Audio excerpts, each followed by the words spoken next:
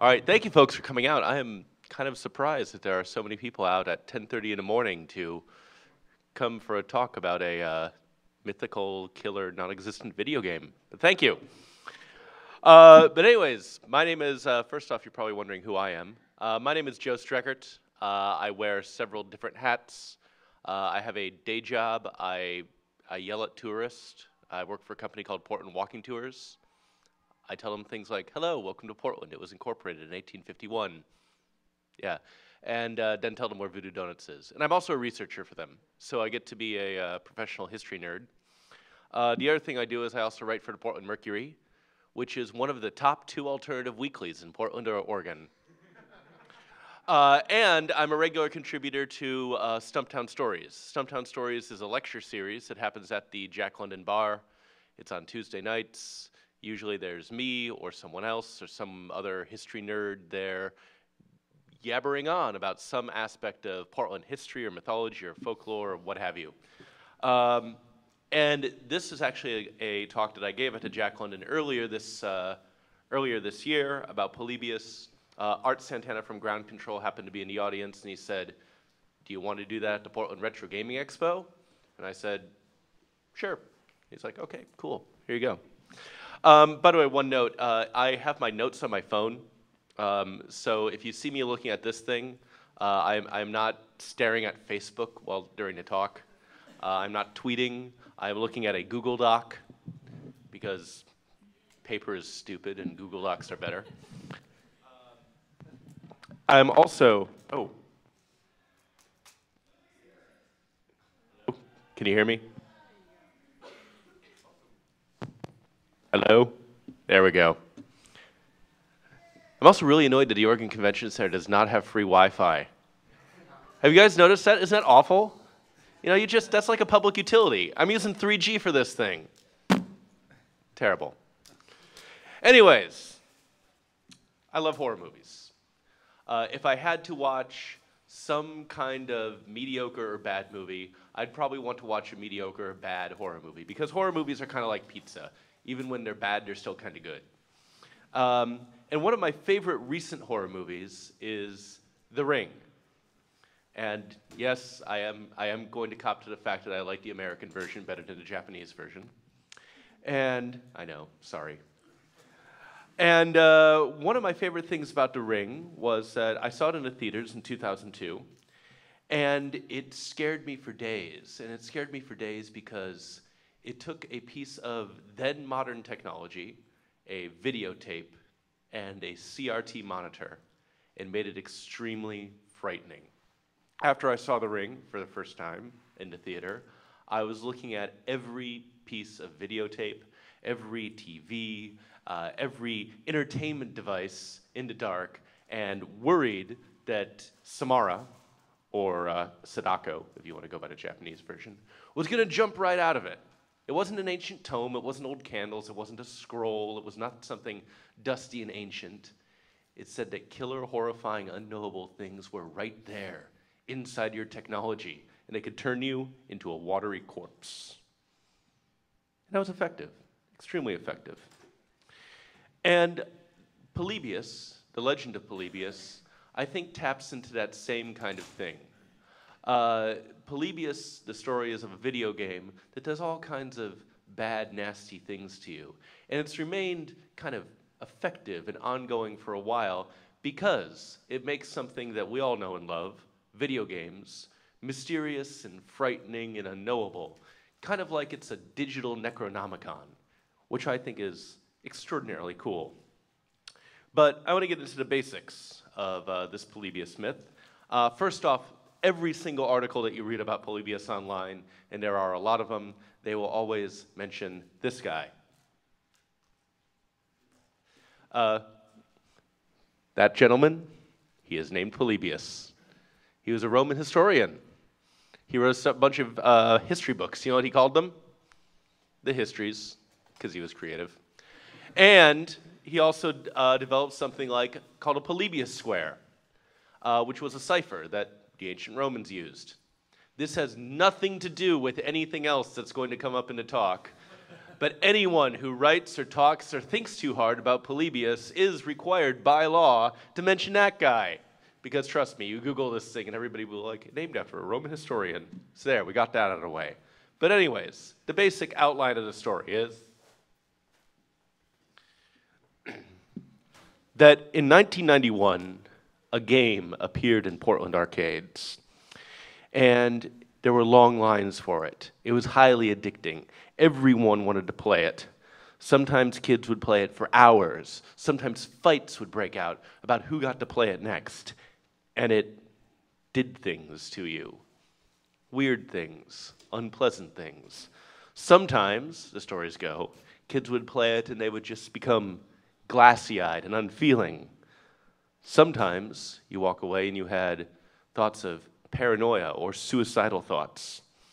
One of my favorite variations on this that I found is that kids would play this game in Portland, in arcades, in 1981, and walk away with it, from it, and they would be unable to feel sad. Not anything else, just sadness. Also, part of the story is that Men in Black would show up at the video arcades, take pictures of the high score list, track down the high scores and do, who knows, something with them.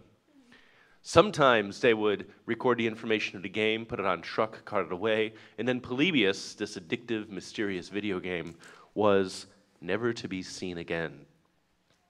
And who knows how it worked? Maybe it was some CIA plot.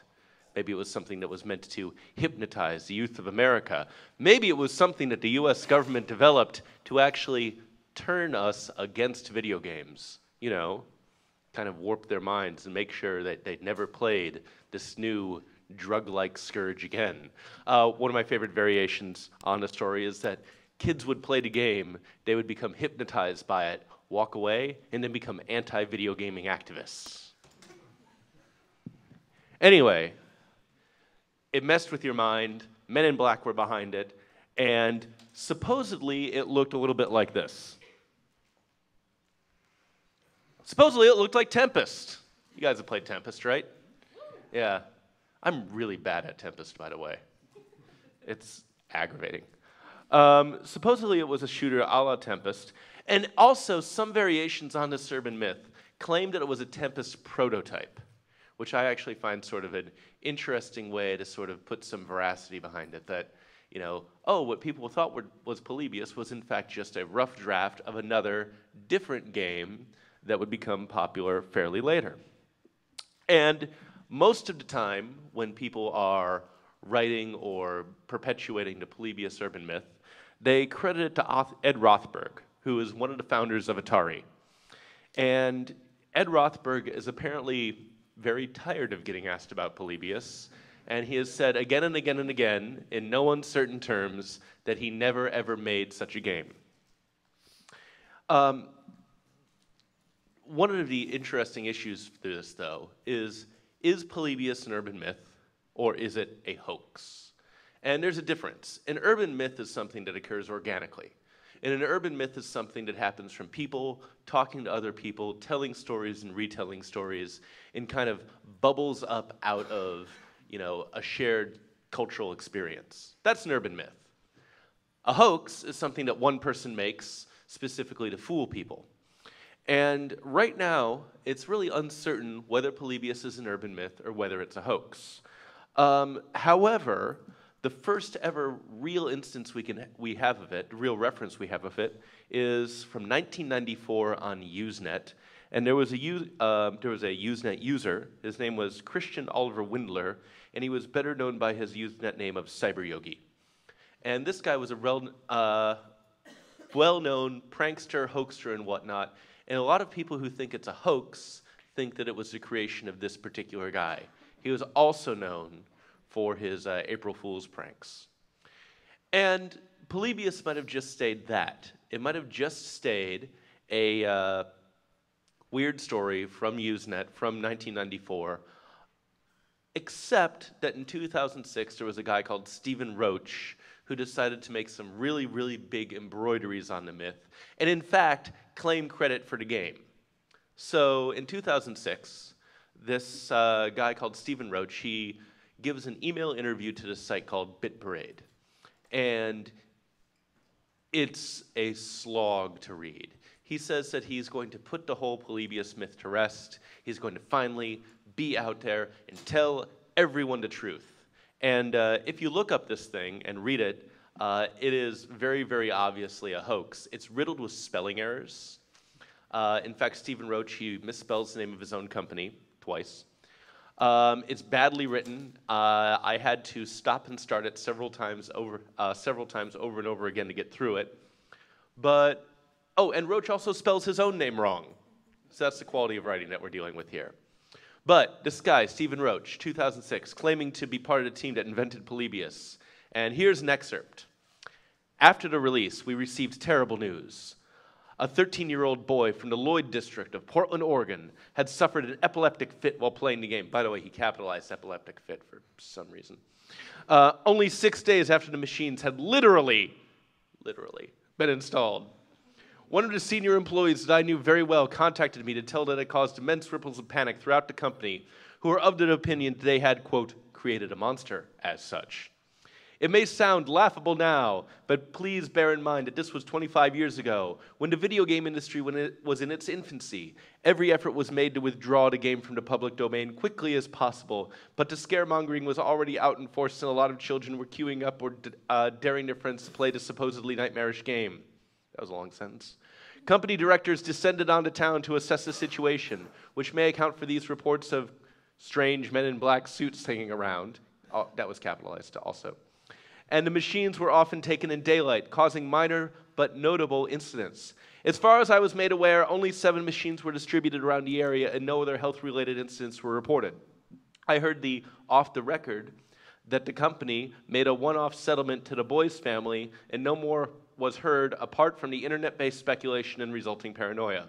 We disbanded Sinneschlausen, the supposed name of the company, Sinneschlausen shortly afterwards because we didn't want to restrict ourselves to the stringent deadlines of our companies and favored distancing ourselves from the game in case of any lingering recriminations, which could have done a great deal of damage to our personal and professional reputations, which was our livelihood, and some of us having very young families, this was extremely important to us. Wow. So yeah, that was 2006, Stephen Roach claiming to work for a German company called Sinneschlausen, who had supposedly made Polybius. By the way, Sinneschlausen, that is a German word that supposedly means sense delete. However, most articles will always be careful to note that it sounds like an English speaker looked up sense and delete in a German dictionary and just put them together. That's not something an actual German native speaker would say. So, as badly written and weird as this explanation was, it actually was sort of popular in 2006. And it's also almost a little bit kind of maybe plausible. There are video games that could cause seizures. More of that later. But a single instance, just one instance of one video game causing a seizure is actually a lot for a corporation to completely scrap a project. I want you to think for a moment about, oh, I don't know, EA. Let's say that one person had a seizure while playing Madden. Do you think that EA would scrap all the copies of Madden? No, absolutely not, no. No, large for-profit corporations who make electronic toys do not work that way. They would probably do everything they could to silence the boy's parents, but they probably wouldn't recall the machine and slink away in shame and never have the public, interact with it ever again. So that makes it extraordinarily improbable. Anyways, here's more of Roach. The game was withdrawn without nationwide or international distribution, so we grew to loathe it, and it was often a cursed word whenever we used to meet up, and still is today, which is a shame. I still believe we created something that should have changed the face of the gaming world and would have set us apart from the rest of this industry. But arcade games were often compared to drugs at the time because of their addictiveness, and we created something that small-minded bureaucrats perceived to be the heroine of the video game world. That's the only crime was to be many years ahead of its time.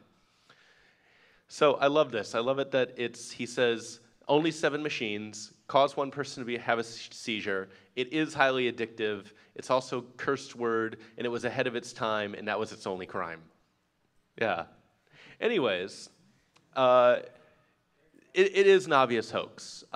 There is no company called Sinneschlasen that was ever registered in Germany. There was no census elite company. Also, none of the magazines of the 1980s mentioned Polybius. And there is, magazines like Game Informer go back for a fair amount of time. You would think that one of them would have listed this old arcade game from 1981. None do. So, this Roach guy, he also, this is a complete aside, also turned out to be a little bit of a douchebag. Yeah.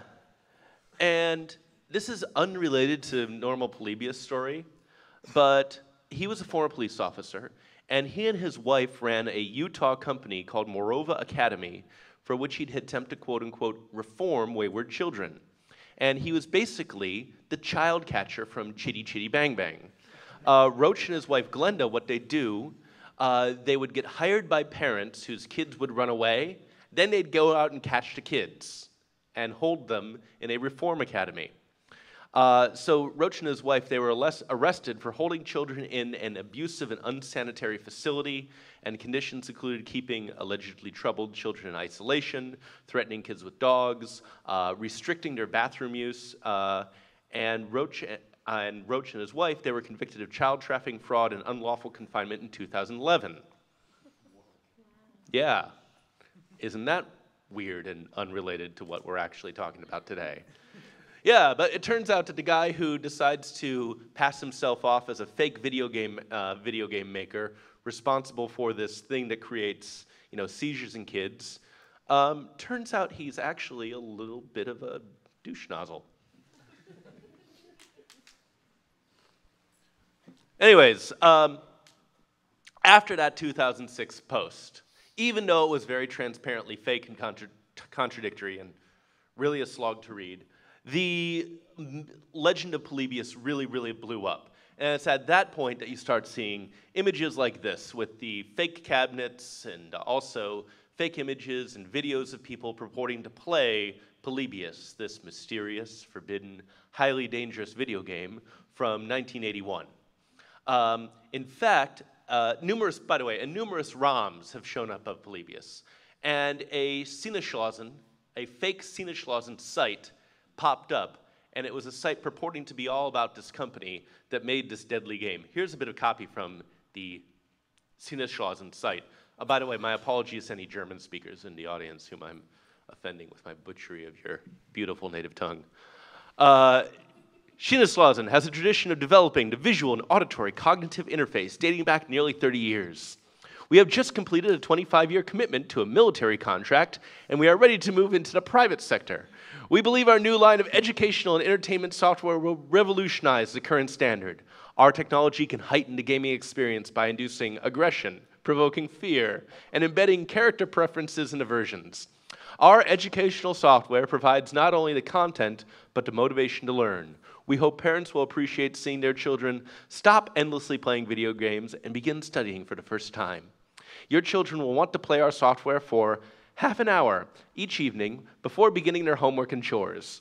Finally, we will provide a full line of relaxation and meditation software to help you quit smoking, sleep better, boost confidence, and, put simply, make you a better person. Welcome to the future of software. Welcome to Sinneschlasen. We guarantee you will like us. I love that. And I love the site that they made. And it is obviously tongue-in-cheek. And I have no idea who made it, but it's beautiful. Most notably, there's one prominent video game collector. His name is Rob Sherwini, and he claims to have a Polybius cabinet. Several of the online sources I looked at oftentimes point to his collection where he lists a cabinet amongst all of his other stuff and whatever. However, it says maker unknown, year 1981, lots of NA in his list of arcade cabinets that he owns. So it's pretty apparent that Rob Sherwini, when he put it on his list of things that he owns, was doing it kind of as a hoax. And Rom showed up. This is probably the best known version of Polybius. This is a ROM from mid-2000s. And again, you can see off to the right, you have the little ship. Then there's the things in the middle. You take your ship and you shoot the thing. That's it. That's the game. I could not get this to work on my laptop. I tried. I found a few videos on YouTube of people playing it. It looked visually aggravating. But several other more variations on this kind of thing showed up. I would like to point out that this would have been way, way advanced for 1981. I invite you to go out to the exhibition hall, find some games from the early 1980s, and compare them to this supposed example right here. This is a little bit more advanced. And it was also on a Simpsons episode. This is from the episode, Please Homer, Don't Hurt Him. There's Polybius right next to Triangle Wars. It has one button. I guess that's the button for Control My Mind. And you can see way to the bottom it says property of the US government. All right, so one of the things I think is interesting about this story, though, is that yes, it is something that's fictional. But here's the cool thing about it. If it is an urban myth, if it is a hoax, it's a good urban myth, and it's a really good hoax because there are interesting, truthful bits behind it. There really were, for kids, who played video games and who didn't do too well from the experience. For example, there was a great article in a Retrocade magazine all about Polybius, and this is from the Portland Oregonian, and it says, Tummy derails asteroids champ. Brian Moreau played asteroids for 28 hours in an attempt to set a record, which at the time was 52 hours. And this kid, he was, less than 15 years old. He's at this arcade, and he spends all day playing asteroids, attempting to set an endurance record, and he is kitted out with a harness, he has gloves on, and he is consuming nothing but Coke and orange juice. And apparently he had the blessings of his parents to do this. His dad was there with him, and his mom actually brought Thanksgiving dinner to the arcade so this kid could set an endurance record. Also, apparently this kid, Brian Moreau, his way of succeeding was to get a whole bunch of extra lives, then run to the bathroom, let his ship get blown up over and over again, then run back, and he might have lost 3 or so lives, but he was good enough that it did not matter. Yeah, and it was an upset stomach that kind of frustrated his endurance record. He did not crack that 52 hours, but still 28 hours. That ain't bad. Apparently, he spent the next 2 days laid up in bed because spending over a day staring at a screen and drinking a bunch of sugary beverages constantly is not good. But yeah, there was a kid, and this was in 1981, this was in the Portland area, who really did stare at a screen for a long, long time, and afterwards, he didn't feel too good. There was also another guy called Michael Lopez. I mentioned that Retrocade article, and they interviewed this guy, Michael Lopez, also in Portland, 1981, and he was playing Tempest. Yeah, the video game that supposedly was similar to Polybius. And here's something that he described about his experience after playing Tempest.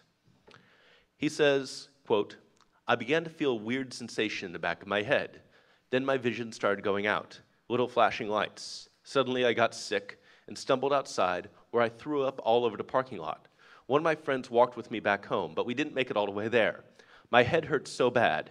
It got to where I couldn't speak. I couldn't walk anymore. I collapsed on someone's lawn, 4 blocks from my house, rolling and screaming in pain. It felt like my head was cracking open. Someone called the cops. That was the first migraine headache I ever had.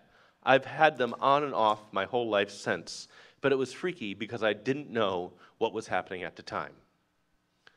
So this kid, he's a teenager. He has a migraine for the first time in his life. Not only is it physically painful, but it's also mentally and emotionally disorienting. He does not know what is going on with his own head.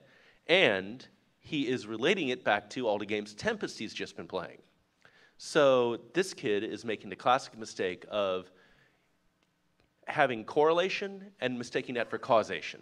He's thinking that because he had a migraine, his first migraine, just after playing Tempest, that the Tempest somehow caused his migraine. When in fact, some people just get migraines. It sucks. And I like to think that if Polybius is an urban myth, I like to think kids in the early 1980s, in arcades, passing around stories like this, saying, hey, yeah, this kid, he was playing Tempest, and he was there for hours, and afterward, you know, grabs his head, throws up, passes out, freaks out, called the cops. Did you see that? And then it seems extraordinarily natural why stories like Polybius as a killer disorienting video game would get passed around. Also, seizures are possible. Flashing lights in video games can indeed cause people to have seizures. But even more dramatically were events involving this game. You guys might recognize this. This is Berserk. And by the way, Berserk has one of the most terrifying bad guys in it of all time. It's a smiley face. It's just a yellow smiley face floating against black void. And when I was like 8, that was really, really unsettling. It's still unsettling. That and Sinistar. Sinistar still kind of freaks me out.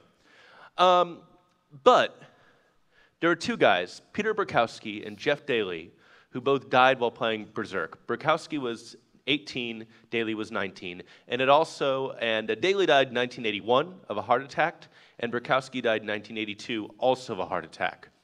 Now, what's freaky about this is that it was two guys, and both young, both within 2 years of each other, playing the same game. So you can kind of make the logical leap.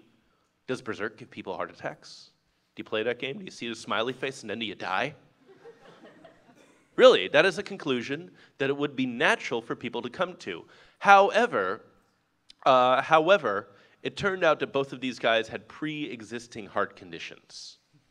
And the fact that they died while playing Berserk seems to be, more than anything else, a coincidence.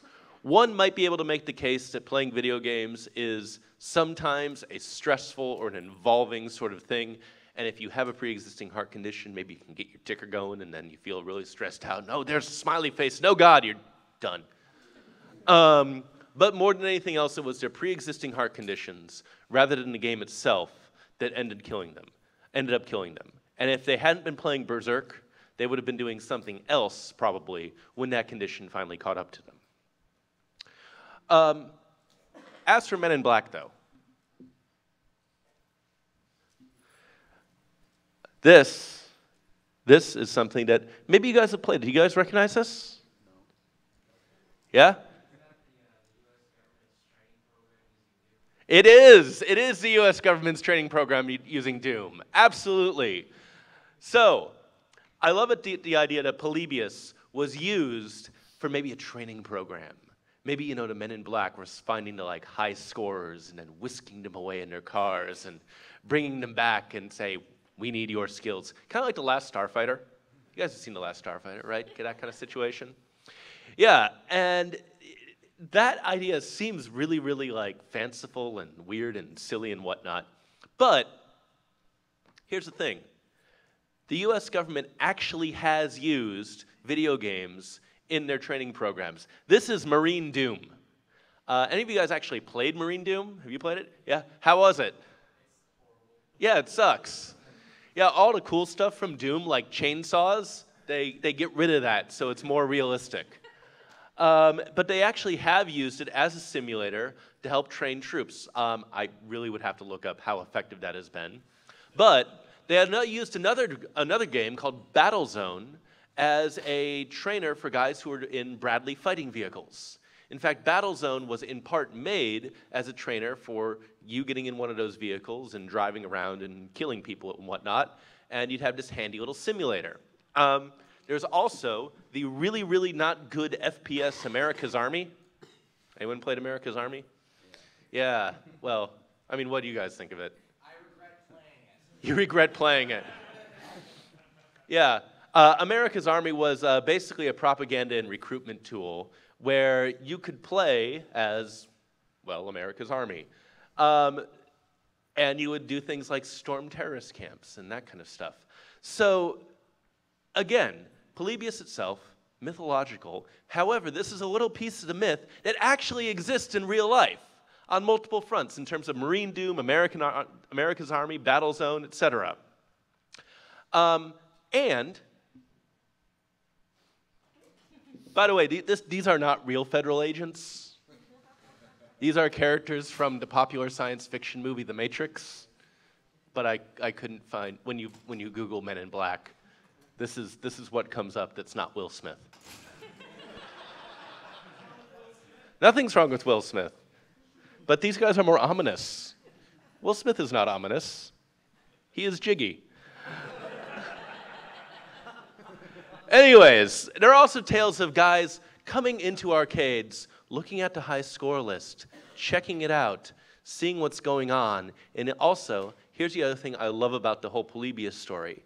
That part of the puzzle also really did happen, and it really did happen in Portland. So, Portland actually has a long history of coin-operated machines being illicit. In the mid-20th century, pinball was illegal. Pinball was considered a form of gambling. Some pinball machines dispersed tokens, some cash, some prizes or whatnot, so it was not okay to have. However, it was still popular. And one of Portland's most notable gangsters, Jim Elkins, he made a whole lot of money on illegal pinball machines that he provided to bars and saloons and whatnot. He was also into things like slots and narcotics and that kind of thing. But one of his biggest and most popular moneymakers was illegal coin-operated entertainment machines.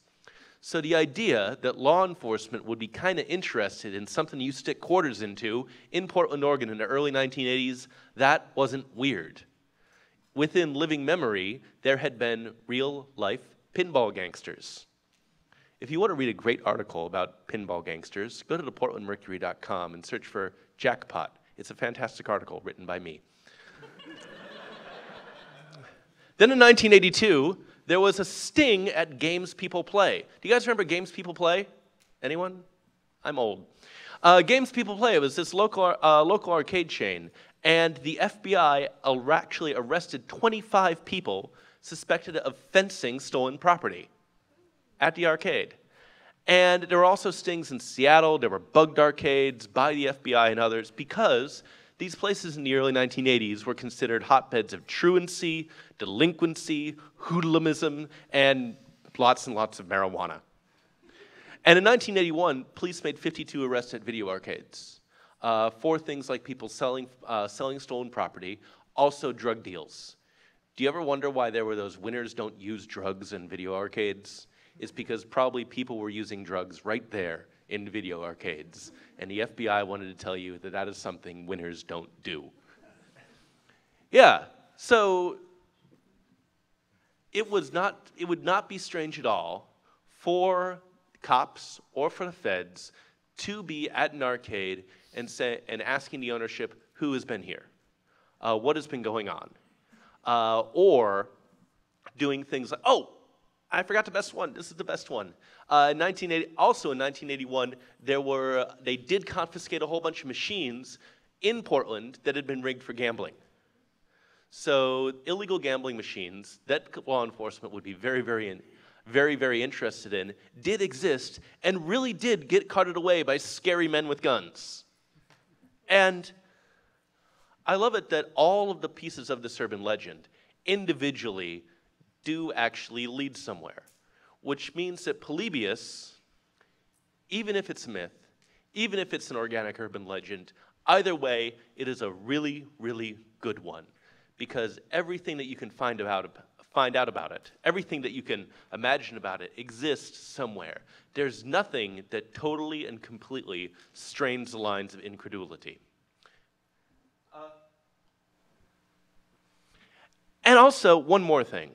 I think that there's a certain amount of wish fulfillment to the Polybius story.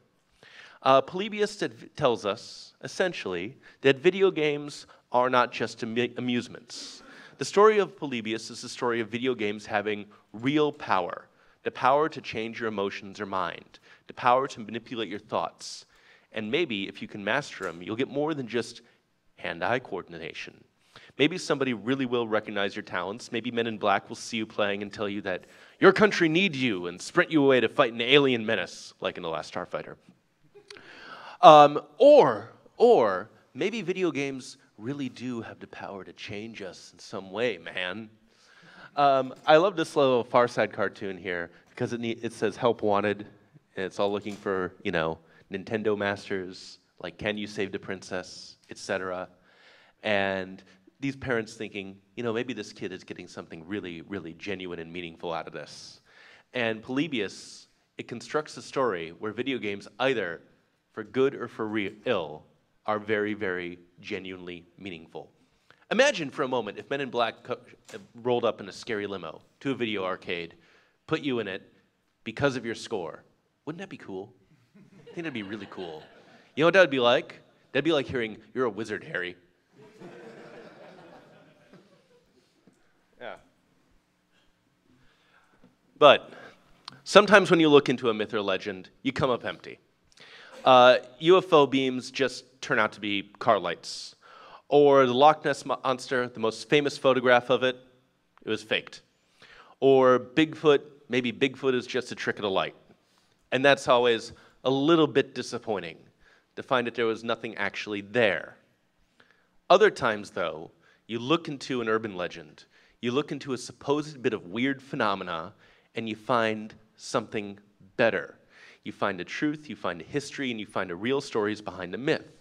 And Polybius never made anyone sick, but Asteroids and Tempest, they really did. Our mythical arcade cabinet didn't have any unfortunate gamers expire in front of it, but, 1980s, Berserk saw 2 guys die after playing it.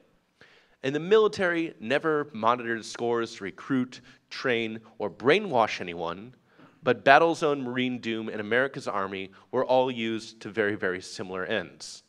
And Men in Black didn't make any Polybius players disappear, or any Polybius cabinets disappear, but Portland law enforcement really did keep an eye on arcades. And debunking urban myths doesn't have to mean you're sucking all the wonder and all the cool weird stuff out of the world. It means that you're looking past the curtain and finding the real, actual story, which most of the time turns out to be just as inspiring, just as weird, and albeit messy, albeit a little bit messier, than the myth that everyone knows. And thank you all very much for coming out this morning. Hope you enjoy the rest of the expo.